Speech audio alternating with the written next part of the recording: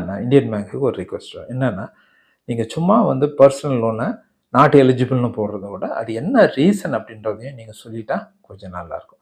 உடனே உங்களுக்கு சொல்ல முடியலன்னா கூட, ஏன்னா கம்ப்யூட்டரைஸ் பண்ணி வச்சுருப்பீங்க சில இது, அது வந்து நாட் எலிஜிபிள் இல்லைன்னா நாட் எலிஜிபிள்னு வந்துடுது. ஆனால் ஏன் எலிஜிபிள் இல்லை அப்படின்ட்டு நீங்கள் ஒரு பதில் சொல்லிட்டீங்கன்னாக்க அவங்க ஒரு திருப்தியாக இருக்கும் அவங்களுக்கு.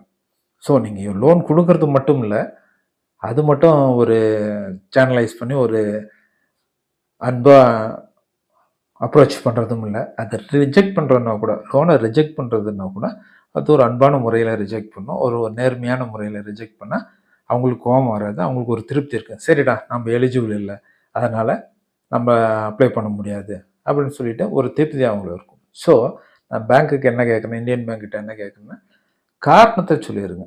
பர்சனல் லோன் கிடைக்கலன்னா, எலிஜிபிள் இல்லைன்னா அதை காரணத்தையும் சொல்லிடுங்க. இந்த